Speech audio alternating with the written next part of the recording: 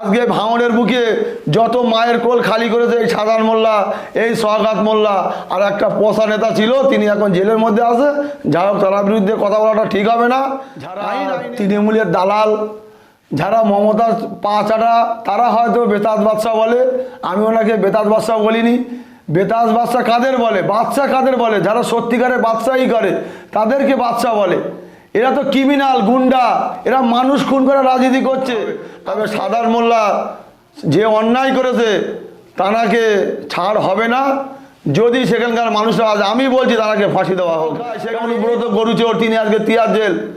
তিনিও বলেছিল আমি একটা বেতাজ বাদশা।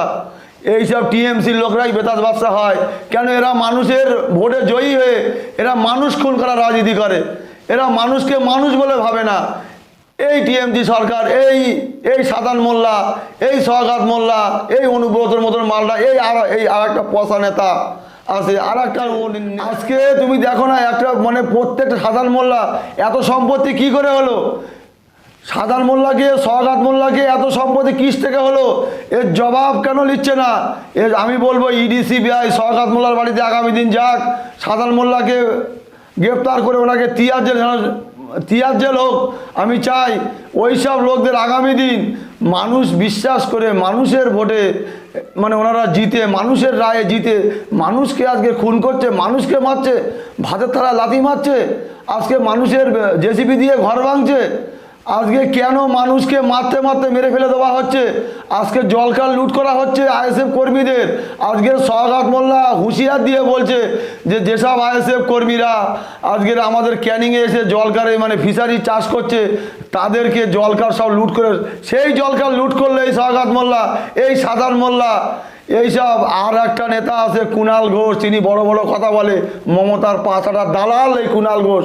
আজকের মমতা ব্যানার্জি ভাইপোকে বাঁচানোর জন্য আজকে এইসব সম্পূর্ণ এই ব্যবহার করছে, আর পুলিশকে দলদাস বানিয়ে বিরোধীদেরকে কণ্ঠরোধ করছে। আজকে আমাকে দেখো না, দীর্ঘদিন জেল খাটানো হচ্ছে আজ আইএসএফ কর্মীদের।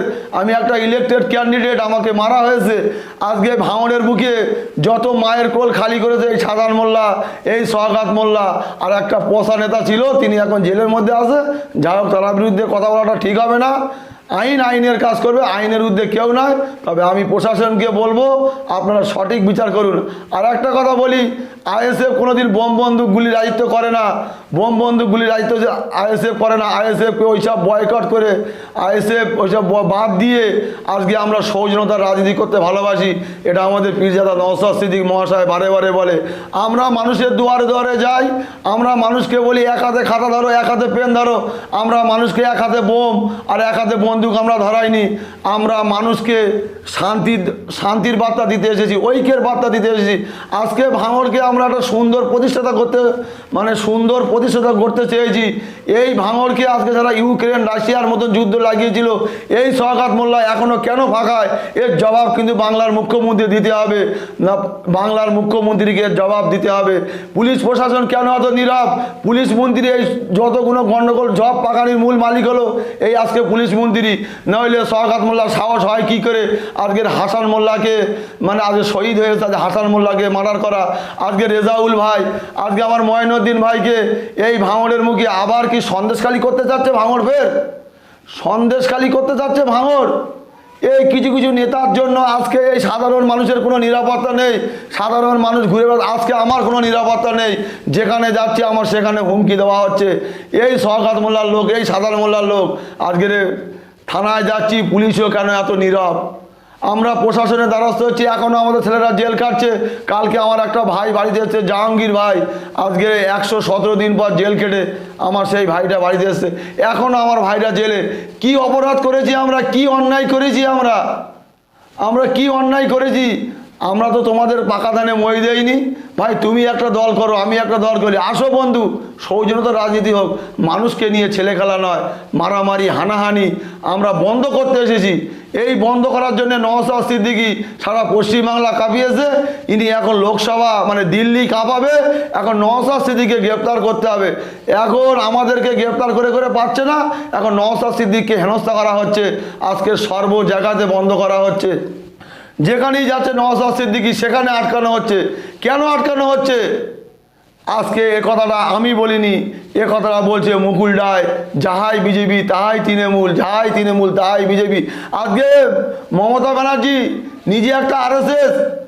আজকে তুমি দেখো না সারা জায়গায় এখনো পর্যন্ত বাংলার মুখ্যমন্ত্রী কেন এত নীরব? কেন সন্দেশখালীতে আসেনি? কেন ভাঙড়ের আজকে 4-5টা লাশ পড়লো? কেন বাংলার মুখ্যমন্ত্রী কেন আসেনি? উনি তো মানুষের ভোটে রায় নিয়ে জয়ী হয়েছে, তাহলে কেন উনি আজকে এইসব করছে? কেন আজকের সওগাত মোল্লাকে দিয়ে, সাধারণ মোল্লাকে দিয়ে মানুষ খুন করানো হচ্ছে? কেন সওগাত মোল্লাকে ভাঙড়ের অবজারভার করা হলো? কেন সেই অবজারভার এখনও কেন করা হলো? আজকের ক্যানিংয়ের মোস্তান এসে ভাঙড়ে এসে মোস্তানি করে যাচ্ছে, ভাঙড়ের নিরীহ মানুষকে গুলি চালিয়ে দিয়ে যাচ্ছে। এই সওগাত মোল্লার কিছু গুন্ডারা 5,000 টাকা ভাড়া করে নিয়ে এসে সাধারণ মানুষকে গুলি করছে, সাধারণ মানুষকে মারছে। আজকের নমিনেশনকে কেন্দ্র করে আজকের ভাঙড়ের মানুষ, মা বোনরা এখনও পর্যন্ত সুরক্ষিত নেই। এখনও মা বোনরা ভয়ে আছে, কাঁপছে। আজকে ক্যানিংয়ের মানুষ কাঁপছে, ভাঙড়ের মানুষ কাঁপছে। সারা পশ্চিমবাংলায় শত কেস, সব এই বাংলার মুখ্যমন্ত্রী সম্পূর্ণ ক্ষমতার অপব্যবহার করছে। আমরা ধিক্কার জানাই। এই মুখ্যমন্ত্রীকে আমরা চাই না। আগামী দিন আমরা মানুষকে নিয়ে আমরা এই মুখ্যমন্ত্রীকে আমরা ধিক্কার জানাই এবং এই মুখ্যমন্ত্রীকে আমরা বয়কট করতে চাই।